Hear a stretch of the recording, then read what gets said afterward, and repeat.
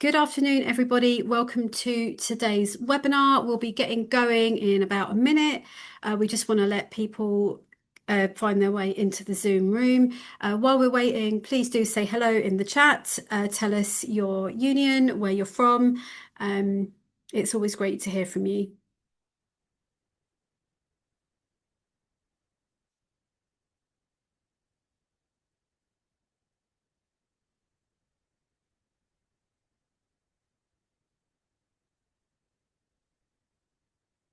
Hi, everyone who's just joined us. You're all very welcome on today's webinar. We will be getting going in about 30 seconds, maybe a bit longer. We just want to let a few more people join us here in the Zoom room. You're all very welcome.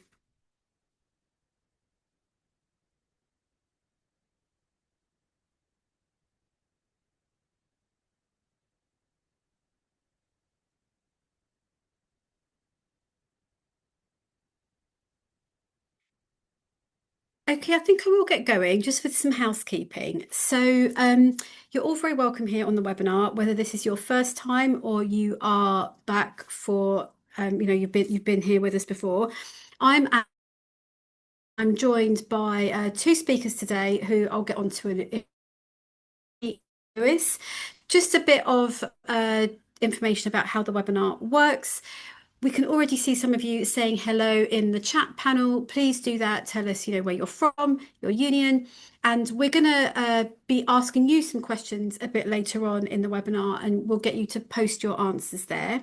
We for questions to our speakers. So at the bottom of the screen, there is a Q&A panel. Please post your questions there and we'll get to them afterwards. We do also have captions on today's webinar. So again, there's a button at the bottom of the video screen which allows you to read those. Please do click that button if you want to follow along with those. And we're recording today, as we always do. We'll make sure that there is a link sent to the recording later today, along with any links that we think are relevant to this subject and will be useful to you in your role as a rep.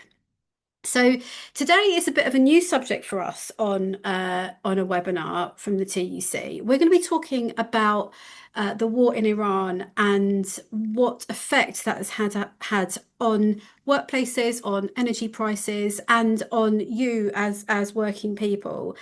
We want to say at the beginning that this is a sensitive subject. We're very aware of that, and that people have strongly held opinions about the war. We'd like to keep everything respectful, so please be aware of that when posting in the comments, and try and keep things on the subject at hand. So as I said, we're going to be talking about energy prices and the effect that has had. So we're going to hear from two speakers. We've got my colleague, Ali, who works on energy and well, actually, I'll let Ali talk about what her job is rather than me explain it from my notes here. And we also have Lewis, who is a GMB rep at a brickworks, and we're going to be hearing from both of them for throughout this session. So we're going to hand over to Ali first of all to talk us through the impact of the Iran war on energy costs and how industry is affected. So over to you, Ali. Hi everyone, thanks so much for joining and great to be here today. I'm Ali Poncia. I'm policy lead for industrial decarbonisation at the TUC. I mainly work with manufacturing industry, like steel, glass, cement, chemicals, auto, kind of manufacturing sectors in the UK on how to better protect jobs and future-proof them. I work both directly kind of with sites, but also try to influence industrial policy to try and essentially better provide for and protect industrial workers across all these sectors. So thanks for joining today. I think as we see in the past 2.5 months, I think it is, since the conflict started with the US and Israel strikes on Iran, we've seen once again how conflict thousands of miles away can affect us all here at home. So the conflict in the Middle East has triggered a global energy price shock. I'm sure everyone's aware. And when energy prices rise, the consequences ripple throughout the whole economy. So this means pressure on household bills. It means rising costs for things like care homes and hospitals, higher food and commodity prices, and growing strain throughout all of that on public services. But our manufacturing base, from steel to ceramics to chemicals, glass, and other kind of energy intensive sectors of the economy, are especially exposed to these energy shocks. So higher prices pile even greater pressure onto sectors that in some cases were kind of already on the brink of collapse.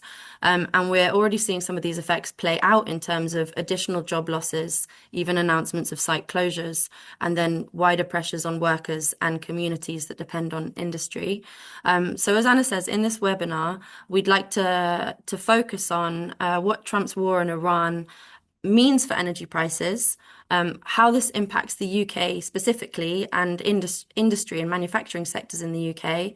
And then we'll hear from Lewis on kind of practical insights, like what this means in practice in Lewis's workplace. And then towards the end, we'll get towards what government could and should be doing to protect manufacturing jobs in particular in this kind of increasingly unstable context. To kick us off, I wanted to play this video that we made with Lewis a couple months ago now, just after the conflict started. I think it sets the tone nicely. Every time a warmonger kicks off, you pay for it. When Putin invaded Ukraine, gas prices spiked. And jobs at my brick factory were on the line. And my energy bills at home went through the roof. Now, Trump has started this war with Iran, and guess what? Gas prices are spiking and jobs at my brick factory are at risk again. And my energy bills at home are set to go up again. We have no control over the global price of gas, and we continue to be at the mercy of the likes of Trump and Putin. We need to break this vicious cycle. We need our own homegrown power and the energy independence that comes with it. Thanks. We could move on. Great. So this first section looks at the impacts of Trump's war on energy costs and what this means for manufacturing. So this is just a bit of a snapshot of where we are. So the conflict began on the 28th of February when the US and Israel started to launch attacks on Iran. And they did this with really no clear legal footing or justification. So obviously, this webinar will focus on the impacts on energy and the UK in particular, but I think it's important to note that the worst effects of the war have obviously been the victims, the direct victims who've lost their lives and their families, and the death toll is quite significant. So I think just around 3,500 people have lost their lives in Iran and a further 2,600 in Lebanon, and there have been wider casualties as well. But beyond these kind of immediate and very serious effects, the war has triggered a global energy price shock, driven effectively by the closure of the Strait of Hormuz. So you can see where that is located on that little diagram. So it's a shipping passage that usually contains about 20 to 30% of the global flow of oil and liquefied natural gas goes through this quite small passage.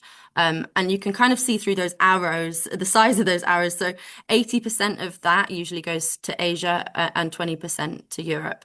And effectively, this, with a bit of flexibility, this passage has been effectively closed for about 74 days now. So this has triggered an enormous global energy shock. And the most direct experiences are being felt by Asia. And in Asia, this is really a supply shock. So the supply of their oil and gas resources is kind of directly cut off. In Europe and in the UK, it's true that so far what we've been experiencing is mainly a price shock. So it's not so much that we don't have access to the supply of oil and gas, but more that prices for fossil fuels are set on international markets. So we are directly experienced economically through the price shock that we feel through the increase in kind of financial and insurance risk that is being applied by the disruption through the passage of the strait. So yeah, and as I said before, energy shocks always put pressure on the wider economy, and there have been lots of forecasters that kind of downgrade GDP growth globally, and there have been some indication that there's the potential for recession. Obviously, it's a live and unfolding situation, and many of the effects are still unfolding. Next slide, please. So the graph on the left here essentially just shows the price of crude oil, and it shows how it's shot up since almost immediately since the conflict began. It's now standing at about 60% higher than before the war started. $100 per barrel is usually seen as a bit of a kind of litmus test or threshold beyond which we can expect to see kind of really significant knock-on economic impacts as well. But just to say this, yeah, this kind of context isn't as high as it was in 2022, and maybe we can kind of come on to see that in a minute. And then on the right, this just shows essentially the countries that are most affected by the constrained supply. So if you look at those red bars there, Sri Lanka and Pakistan, 100% of their oil imports usually goes through that strait, so they are not getting 100% of their oil supply. If you want to move on. And so clearly the effects are not being felt evenly, as is often the case in periods of crises. They can exacerbate existing inequalities, and those that are powerful often manage to benefit, and those that have less power often experience the worst effects. I think that might be a little too small to read, that graph that I've put on there on the top left. But there is significant energy rationing that is happening across a lot of Asian countries at the moment. So, material changes to people's day-to-day lives as a result of kind of a lack of fuel supply. Things like universities closing, things like people's hours being constrained. There was an interesting one that I heard the other day, which was things like I think in Thailand they've relaxed the dress code of government offices. So some quite sensible measures. So people are being told to wear t-shirts rather than suits and formal wear because they've limited air conditioning to kind of be at a kind of minimum temperature of 26 degrees. And then the bottom picture there is a photo from the kind of widespread fuel protests that have been happening in Ireland. But obviously in the UK as well, it will be households and workers who suffer in the UK the most, and especially those who are already struggling. And then on the other side, there's been lots of recent reports of the additional profits being made by companies, international oil and gas majors, who have, as usual, kind of made additional windfall profits off the back of this crisis. And there are kind of two key dynamics why that happens. One is the fact that because prices are set internationally on international markets, everyone benefits from the increased inflated price, even if their kind of supply hasn't been constrained. So there's that kind of additional revenue that they get without an additional cost of production. But the other one, which is really interesting and actually accounts for the majority of increased profits, is their trading function. So a lot of these companies have huge kind of oil and gas trading and speculation departments, and they can kind of bet on volatility.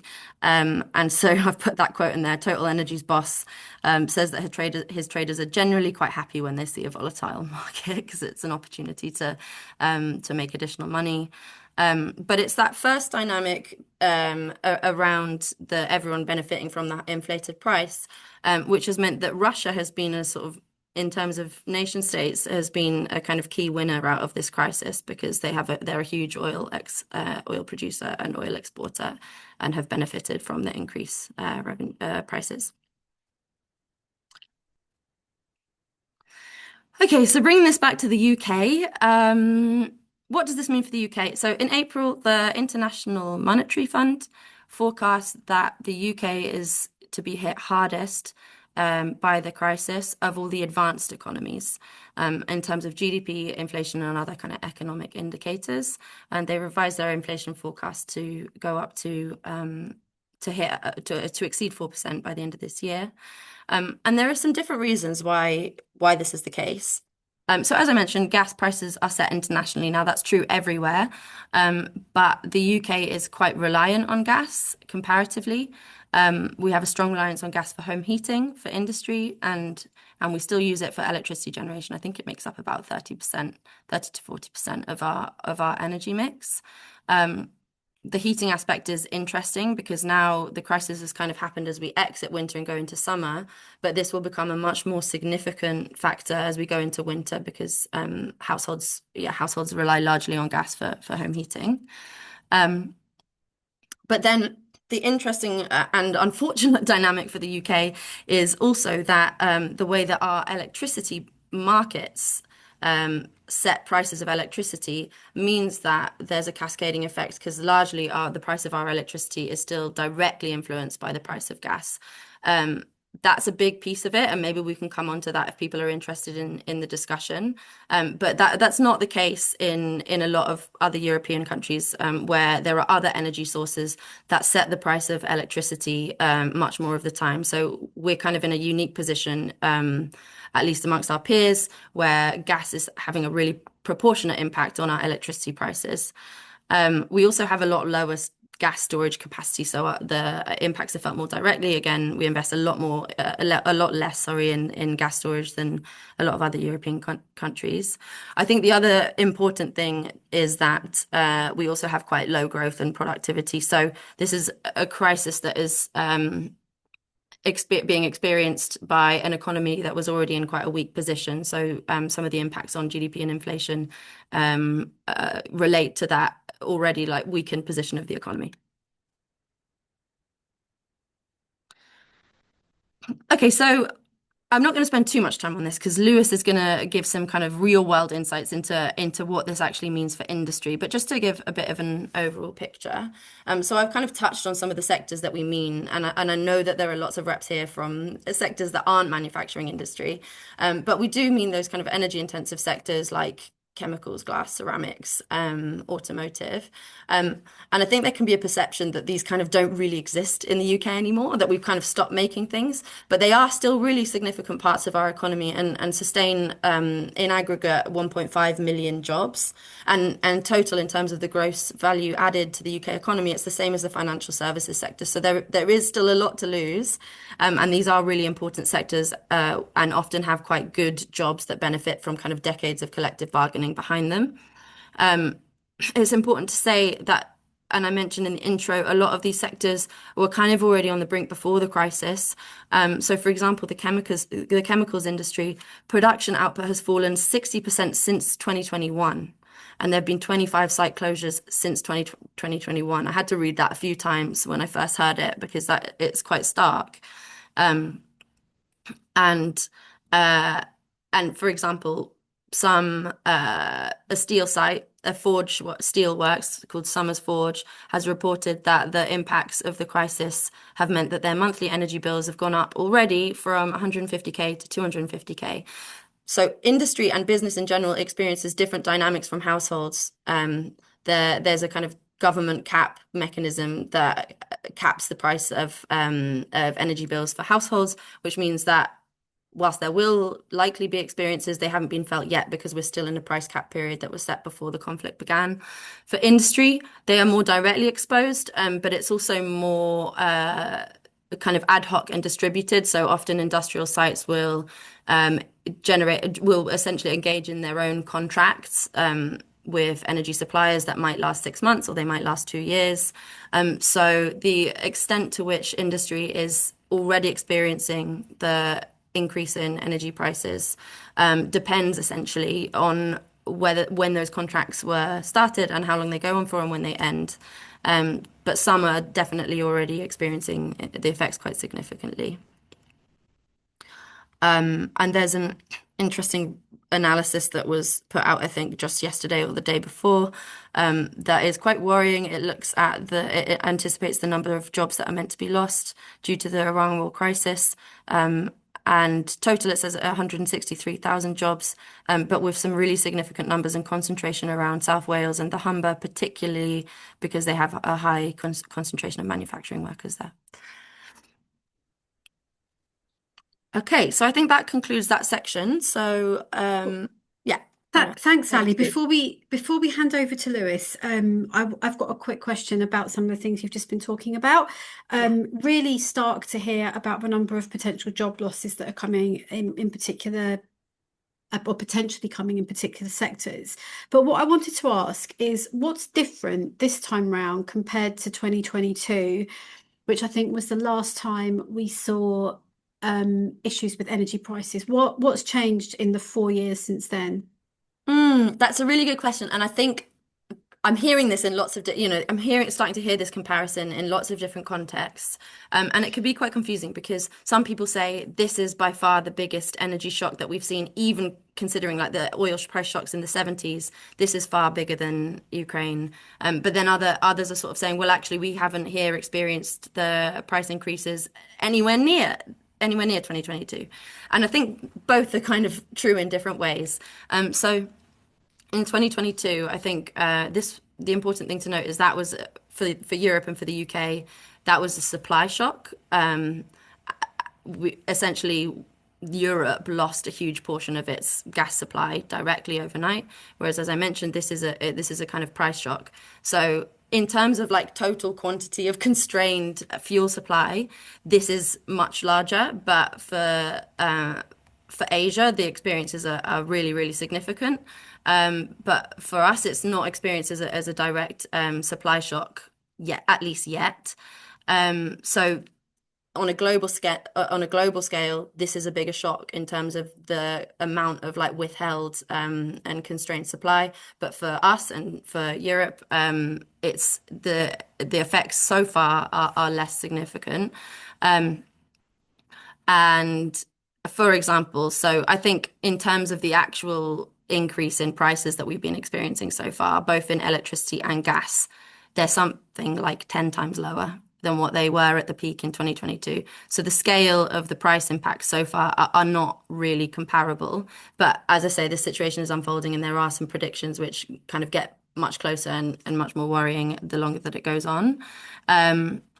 It's also interesting to think about like the economic context because this is a smaller shock, but on a weaker economy. And in the period leading up to 22, there was kind of a post-COVID economic boom happening.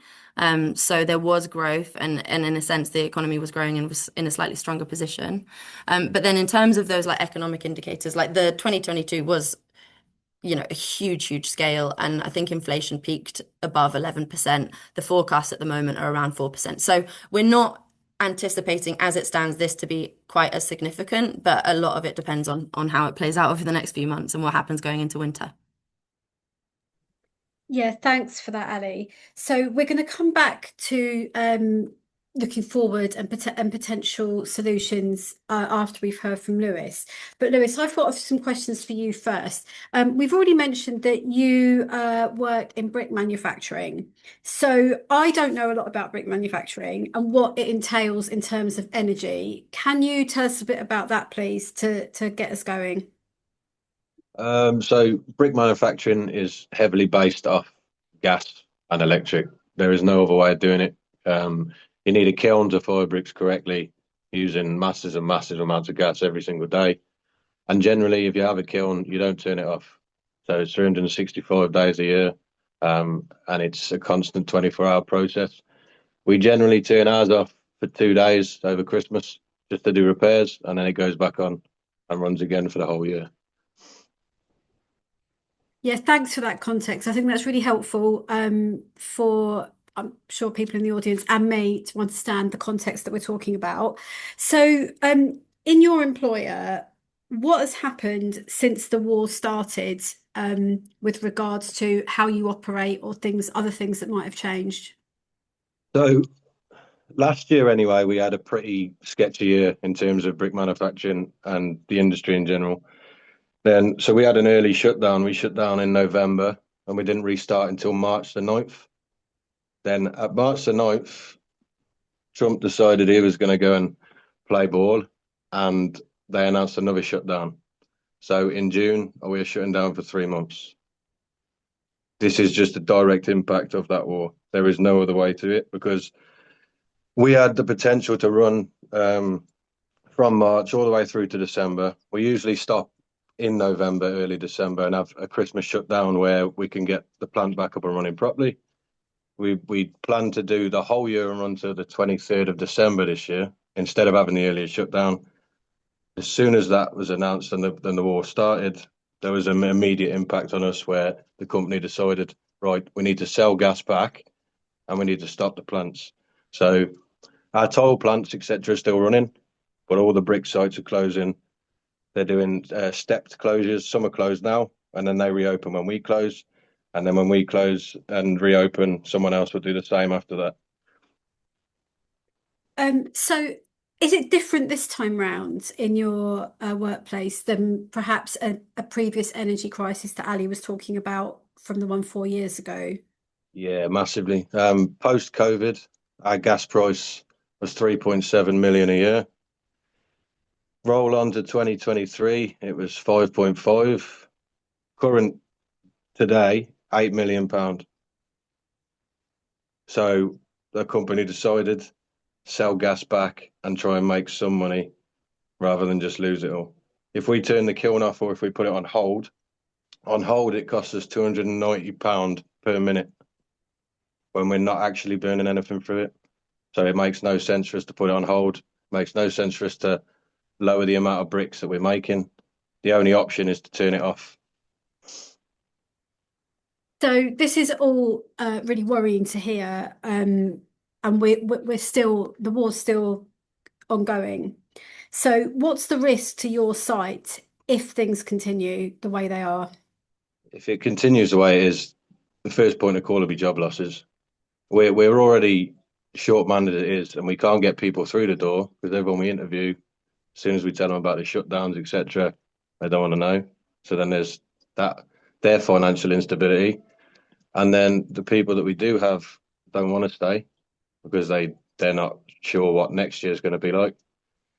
And then there's the company side of it where they've got to look out for the future of the rest of the company. They do tiles and pipes, and there's more to it than just bricks. So if bricks was becoming a big loss, I wouldn't be surprised to see the end of the bricks on in this particular side. And that is obviously going to have a broader effect, I think, across the UK. We know that there's a big pledge to build more homes, more, flats, houses, etc. So, this is going to affect that. Building supplies, bricks is going to be a key component of the building supplies that we need to do that. So I think we can all imagine what this means going forward. So, Lewis, you're a rep, a G&B Yeah. rep in your workplace. Can you tell us a bit about what it's meant for you as a rep, either both individually working with members or as part of, a negotiating group or a committee? I think being a rep is standing up for the people that can't stand up for themselves, and I think it's about having the confidence and ability to back what you're saying and your belief and try and take an army to fight something that generally would just get brushed under the carpet. We went to the House of Commons a couple of months ago and we actually fought on the energy side of it, along with the TUC. And it's just been announced that hydrogen will be brought to my brick factory, but they've planned that for 2 years' time. And they've planned that through an external company. And they've planned that to be sold at the exact price of natural gas today. We have to burn twice as much hydrogen because it's a dirtier gas, so we have to burn too much. So the plan and the way the government have backed us, they have given us the grants finally, and they have put that in place. But I don't think it's going to work if it seems to be more of a money winner for them than helping out the industry, and that's what it seems to have been. I thought the campaign had gone really well. They gave us the green light with the funding, but then the conditions of surrounding it don't seem to be don't seem to be fair. So in terms of that side, being a rep and doing that was brilliant, and I felt confident. And if my union members felt that that was a good thing, they felt like they were paying into something that was trying to save their future. But again, you're only one man or one team or one small little group of people, and you need more and more to join in to be effective. Yeah, 100%. And I think we hear a lot about the phrase you just used there. You need more people to join to be effective. And sometimes the job of a rep is to keep people's spirits up, you're agreeing, for want of a better phrase, in the we're all working towards something together, and people can, we get hurdles, but we've got to kind of think again if that hurdle gets in the way of what we want to do. One final question. You mentioned job losses. I think lots of reps will have experienced job losses, redundancies, layoffs in their time whilst doing this role. Have you got any general tips for reps dealing with layoff situations? I appreciate that yours are specific to manufacturing, but I think there may be some tips that we can broaden out across all sectors. On a general sense of any type of layoff or redundancy or any job loss, your key role is to just keep people calm and just tell them not to panic and try and form up a plan where you can at least try and fight against it. It's never always as simple as let's just lay people off. There has to be reasons behind it. They may set themselves a number of 100 people. You may beat that to 80 people and save 20 more people. You just got to be the support figure that other people lean on. You got to be the person that when somebody's upset that they might not be able to pay their mortgage in the next month because they're getting laid off, someone to come and talk to. Because even though your job is to fight for them in terms of if ever they need you, if they're in trouble, if they need new work boots, etc., you're also there to be their friend. And I think that's a crucial part of being a rep, is being a friend and almost being a family member to them if you can. I think you're 100% right, Lewis. I meet lots of reps from all sorts of different sectors, and they say that you're a friend, you're a listening ear, you're someone for a member to vent their frustrations to in lots of situations. And you might not always be able to fix it, but you can certainly listen. So thank you so much for telling us about the situation in your brick manufacturing factory. You're going to stay online, but we're going to hear from Ali a little bit more before we take some questions from the audience. So, Ali, can you tell us a bit about some of the short and long-term solutions for industry that we've heard about, that we might be working on, and some of the government responses to date, please? Yeah, thanks, Anna. Great. Yeah, if we could just move on to the next slide. Okay, so in terms of what the government has done so far in light of this crisis, so on the right here, I've just sort of summarized the announcements on energy that have been made since the start of the crisis. But I think the overall picture is they haven't done much so far. They've done a little bit here and there at the edges, but they haven't done much so far. And they've sort of set out that if there is going to be a bigger package, depending on what happens, that will come later in the autumn. And they've also set out their general approach that they intend to develop schemes that are targeted rather than universal. In the 2022 crisis, we had kind of universal measures that kind of just put a cap and subsidized everything on top of that. Now their approach looks to be much more targeted. I don't think this is fixed, and I think there is room for change. So there are lots of people, including us, still advocating for kind of more universal support, not just in industry, but kind of in the economy more broadly. But yeah, so in terms of what they actually have done, so they announced a package to support households directly relying on heating oil, so those kind of off-grid households that aren't part of the gas network. They have and this isn't just industry specific, by the way. They've announced intentions to accelerate their warm homes plan, and that's about energy efficiency upgrades with an additional 100 million for social housing. They've adjusted regulations to allow plug-in solar panels to be bought in the UK. I don't know why they weren't. I think it's a bit mad that we weren't able to buy them before, but that essentially allows people to kind of directly use their own power at home that they generate through solar panels. And now this one is related to industry. They announced an extension of their new British Industrial Competitiveness Scheme, which essentially supports a section of manufacturing industry on the policy cost portion of a bill. So it's not the sort of, it depends how much people know about the different components of an energy bill, but there are certain kind of levies, taxes that are applied to everyone's energy bill, and so they've essentially discounted some of those for a group of manufacturing industry. I think there are significant issues with it. I think they've got the eligibility all wrong. They're prioritizing sites that are delivering on growth rather than jobs. So there are really significant exclusions from that policy, and we'll come on to talk about that next.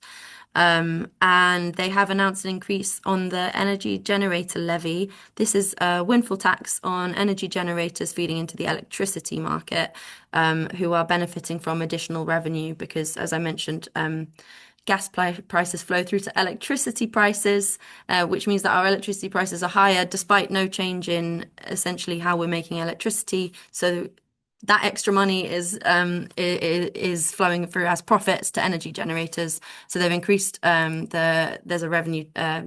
a windfall tax already. They've increased the rate of that windfall tax from the summer. But all of this is pretty superficial. Like they have done announcements, they're not enough, they're not significant. So if we move on to the next slide, we'll talk through some of what we're pushing for. So these are essentially kind of like our policy positions on what an energy cost around war energy package should look like. We've done some press and media work around this, but are also kind of engaging with government on these policy changes as well. I think the overall picture is, and I've split it out in this way, that industry does need immediate support to kind of weather the crisis and kind of move us towards making us cost competitive with Europe. And there are some sectors within industry that are kind of the most directly exposed. And then we also need to use this moment to actually think about what the structural changes that are required to protect us from future crises, because we can't just kind of keep going through this cycle of, there's a conflict or there's a geopolitical event, and it's manufacturing industry and workers and households and wider sectors who kind of end up paying the price. We need to think of what the sort of structural changes are to the economy to protect and insulate us in the future. But in terms of the kind of immediate policy asks, so that scheme that I mentioned is an important scheme. It's first of its kind for a lot of manufacturing sectors, which will essentially aim to reduce bills by about 25% by moving some of the levies off the energy bill for a subset of consumers. It was a policy that was announced in the industrial strategy last year. And therefore, they've designed it around those industrial strategy, high growth, frontier industry, whatever you want to call them, sectors. Initially, it sort of claimed to be supporting foundational industry below those sectors that kind of provide the foundation to the economy that allow those sectors to grow. It now looks like they are planning to exclude most of those foundational industries and only include the very specific and narrow parts that supply directly into those other sectors. So, for example, ceramics and Lewis's site, but also like potteries in the wider ceramics sector, largely won't benefit apart from very specific sites that make like linings for nuclear kilns and stuff like that feed directly into the clean energy frontier industry. But that means that sector sites that have like fallen through policy gaps for decades and actually don't get any support on the energy bills despite being highly exposed to energy costs won't get access to this new support mechanism. And it's like driving site closures, driving job losses. It's really putting these industries at risk. And it was anticipated by us and by a lot of industry that sectors like these would be included. So that's something that we're really trying to push the government on.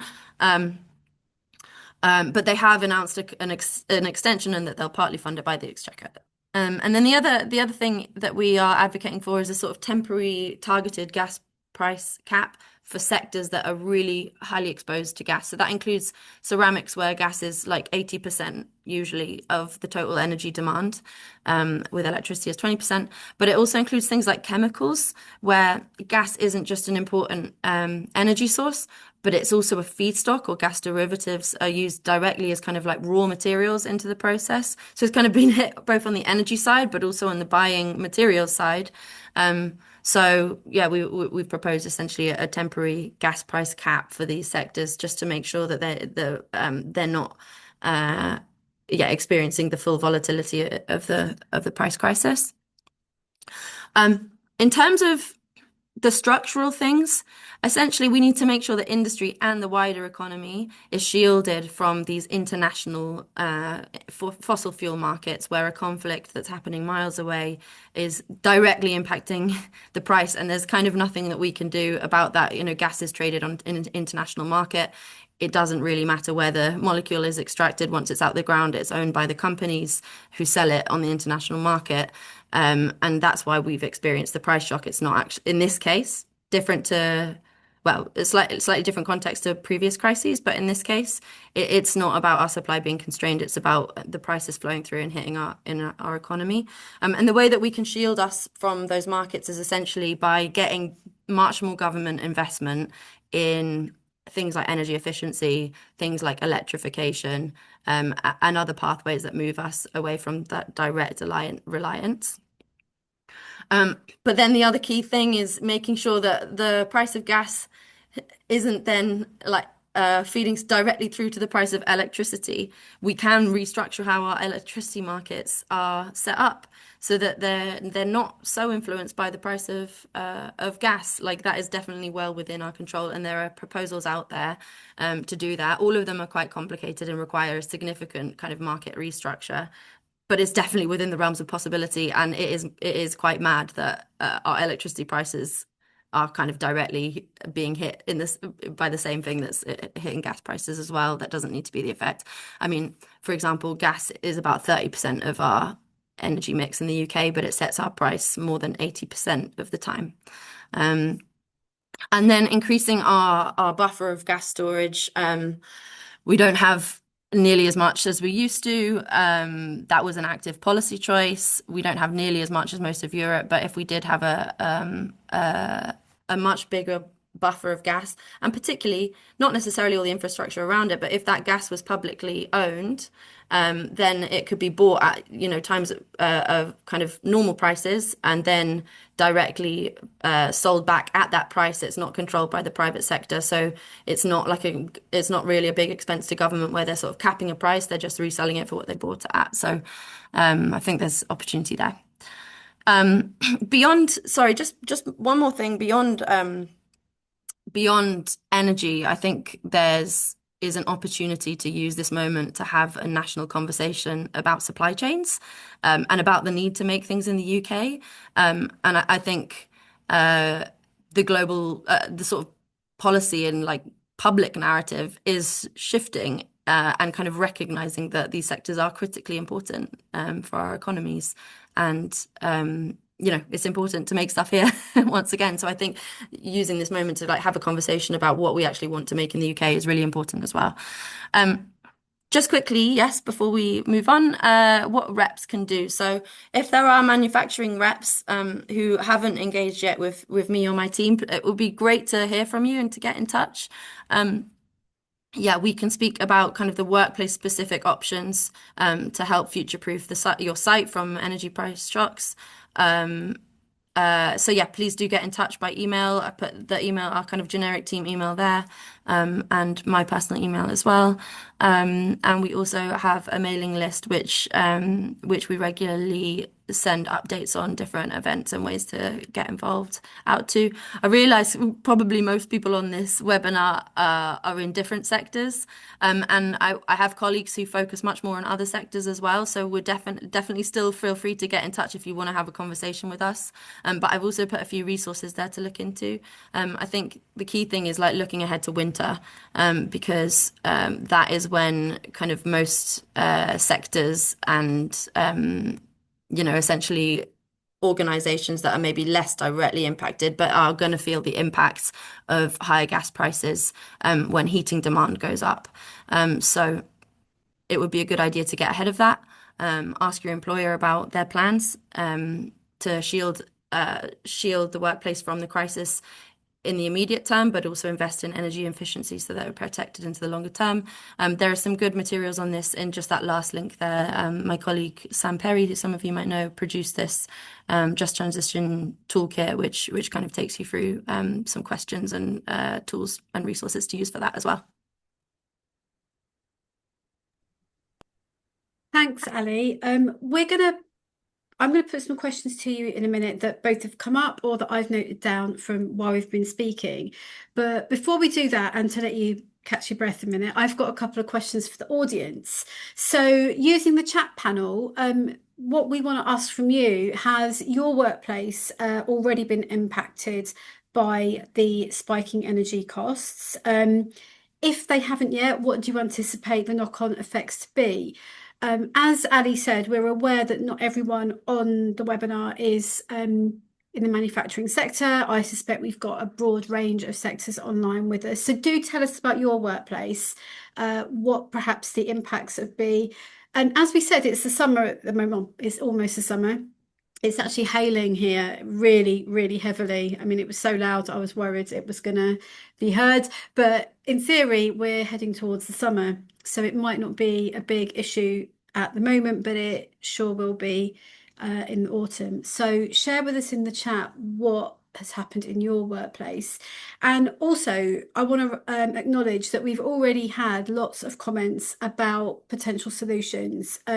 So some of them I'm going to be putting to Ali and Lewis to get their thoughts on them. But any thoughts you've got on solutions, do please share them as well. So I want to return to what I was saying a second ago. We are currently in May, hopefully with a nice temperate summer heading towards us. But in the autumn and the winter, when we all have our heating on more, what are the impacts that are going to be coming towards us then? Ali, do you want to talk a bit about that first? Sure, yeah. So again, the impacts will be differentiated by domestic and non-domestic. It's really hard to predict the scale of the impact at the moment, because obviously there's so much that could change between now and then. But there have been some forecasts that suggest that for households, price caps, so the 3 month sort of freeze on the maximum price of energy bills that households can pay might go up by about £300 in the next period. So that's like kind of taking us from summer into autumn. And it might go up there again in the period at the kind of end of the year. £300 is quite significant. Like I think that's about 20% of a bill. It's not the doubling that we saw in 2022, where it's literally 2 times as much. But it is really significant, and it will hit it, and it will hit obviously those who are already finding energy bills difficult to pay. It will hit those the hardest. The TUC is developing with affiliates a position on social tariffs, and there's quite a lot of work. It's a bit outside my area going on to think about what's the best way to essentially protect those households. So yeah, home heating and the heating of buildings is obviously going to be the biggest change between now and then. The impacts for industry, I suppose, are less stark because it's less about the difference between heating and not heating, and it's about ongoing processes that more or less happen the same way. There will obviously be a small heating component towards it, but I think the dynamic that will play out for industry is the end period of those contracts that I mentioned. So a lot of industry, most of industry, like hedge quite a lot of their energy costs. So, it might be like 80% of their energy supply is on a long-term contract and the rest is directly exposed. And a lot of those contract end periods, they're ad hoc, but a lot of them are kind of coming to an end in October. So I think that will coincidentally, going into winter will also be a point which is really significant, because the new contracts that they'll be able to make will totally depend on what the wholesale electricity and gas prices are at that point in time. So obviously impossible to predict that now, but I think a lot of industry kind of has their eye on that point as a key milestone. Thanks, Ali. The next question, I'm wondering, none of us perhaps know the answer to this, but a viewer has asked, how long will we be feeling the effects of this conflict? Which I think is a good way to phrase it. None of us can predict how long the war is going to last, but the effects of it, maybe we can have a bit more of a discussion about. And crucially, and this is to both of you, have we seen the worst of it yet, do you think? I think both both of those are really hard to answer. From the things that I've read, okay, first of all, I think impossible to tell whether we've seen the worst of it yet. But in terms of how long it will last, um, I've read that um, quite a lot of the impacts are baked in. So, I mean, all you can do is think about scenarios really rather than predictions. But um, in a scenario where the conflict ends quite soon, it's not like energy prices would, return to normal. There'll be quite a prolonged period, probably even into next year, where energy prices are still inflated. And there are different dimensions to that. One is that there's been a significant infrastructural damage to energy systems. So it hasn't just been about the disruption to the flow of oil and gas through the Strait of Hormuz. There's been a lot of destruction to energy infrastructure in the conflict. So that will be priced in to energy systems for a while to come, whilst that's being prepared. I think also an interesting dimension to think of is like the geopolitical aspect. Like I don't think things will return to the status quo. Like even if they ended now, I mean, this is just pure Ali speculation, but one of Iran's positions now is that they don't want to go back to how it was before.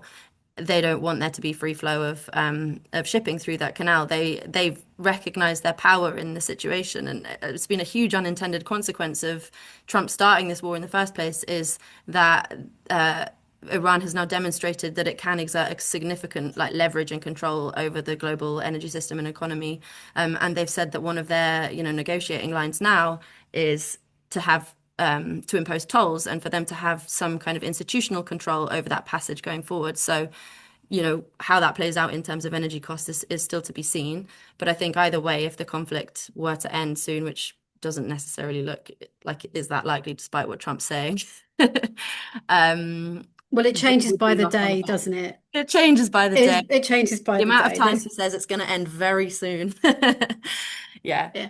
Let's not So there is an make element any big of, planning no, based on what he says. I don't think that would be wise. No. Lewis, just wanted to ask you about your brick manufacturing site. I mean, you've talked a bit about what is going to happen in terms of layoffs and job losses going forward, but are you able to share with us a bit about how the reps or GMB are thinking about these issues, in a broader sense and in the medium and long term? Well, we are taking it day by day still, but there is a long term push for this hydrogen. There is long term push for more government help in terms of electric and gas. But I think to echo on what Ali was saying about the effects, you can't predict it, but we're I'd go as far as to say early 2028 we'll probably only be recovering from this now because the wider impact of this is not just the immediate. The immediate is obviously what we have to deal with, but the long term effects from this now is in the next year. The certain housing people now are importing the bricks. The bricks have gone up to 31.2% on imports, so it's the highest it's ever been. Now they won't change that if they're getting comfortable with just importing the brick, they will just keep doing that cycle. We need to try and find a way then to break back into that market. And that could take another 12 months. But to do that, we need something to lower so we can make our bricks lower to be competitive. So then that cycle goes on. And before you know it, it will be 2028 and we'll still be thinking, when is this going to end? When are we going to be back to the green levels that we were 3, 4, 5, 6 years ago? Hmm. Just quickly, I think one thing that we haven't touched on because we focused on energy is the wider commodities and the impact of that on the economy that also use that strait. So like fertilizers is a key one that's often in the news, but like other kind of critical commodities that's like sort of building blocks. Like I read the other day that there's an anticipated CO2 shortage, which I was like, this is so strange how humanity have both created a shortage of CO2 in one sense and too much in another. Um, but that there's been talk that there might be shortages and certainly price increases for food supply in the UK. Like things like chicken and pork might start to be rationed. Let's see what happens. But there are those kind of wider economic impacts for sure that I think will play out as this goes on for longer. Yeah, absolutely. I think I also heard pharmaceuticals and medication as well is something that will be affected more broadly. Um, just a couple of thoughts from both of you, if you can, on what elements of what you've already been saying can we broaden out to other areas of manufacturing? So, for example, the chemicals industry, which I know is very strong, perhaps in the northeast of England, or car manufacturing, which in the Midlands. Any thoughts on what lessons those industries can take, and indeed non-manufacturing? I know we've already mentioned it a little bit, but the public sector, for example, what we can do there. Yeah, maybe if I just start on that one. I think it's maybe useful to think about the elements of what we're asking for from government that sort of apply broadly, and then those that should be kind of targeted for particular parts of industry. And there are some things that we're asking for that I think should and could be applied broadly and are definitely being sort of campaigned for in wider sectors, not just industry. And that's the sort of delinking of gas and electricity. I think that's something that's really important. Like that would uh, yeah, that would be experienced extremely positively across all sectors of the economy. Um, Also, things like moving those levies from bills and onto taxation. Um, I don't think it's particularly fair to charge bill payers for and other consumers for policies that should sit within general taxation, where they can be recovered more progressively. So that's something that I know wider groups, across domestic, non-domestic, different sectors are also campaigning for, is to kind of immediate. It's also a lever that's really easy for the government to pull. Obviously, the Treasury don't like it, but sort of demonstrating that actually that has a really significant economic benefit to move those costs into general taxation. And then I think in terms of the targeted stuff, so particularly the priority for those sectors that are really currently really directly exposed to gas prices through their own, like no fault of their own. So chemicals is a good example, ceramics is a good example. There are areas that are just really falling through the gaps of policy support. And, in the short term, they like without being too melodramatic, they do need like interim support, or else we're going to see a lot more site closures. But they also need that more structural support, as we mentioned, like capital investment that is totally lacking at the moment in kind of new technologies to move away from gas, and like not just expecting sites to be able to do that themselves. So yeah, I think in terms of like the number one things for targeting, I think it is like those particular parts of industry that are extremely exposed that aren't receiving government support. Thanks, Ali. Before we wrap up, Lewis, is there anything you want to add to that you advice you can give to reps in other manufacturing areas or indeed in other sectors? Um, in terms of advice, it'd just simply be get yourself a good backbone, a good union backbone, get yourself a good group of members that want to campaign and fight for the right things, and then make your voice known. No matter whether it be social media, whether you do campaigns, whether you go out there and politically stand there with boards, do something that makes a difference. Because the more voices that are heard, the more powerful we'll be. Individually, you're one person, but as a group, you're pretty strong. And that's one thing that I'd always say to any rep and to any union: just stand together and fight for what you believe in. Thanks, Lewis. And actually, you've given me a great segue into me telling the audience about next week's webinar when you said stand together, because next week we've got a webinar on the TUC's new Unity Works campaign. We will post the link in the chat and we'll make sure it's sent out to you all, but it's exactly what it says in the title. that by standing together, unity, union members and reps can achieve more in the workplace. So do sign up and tune in for that.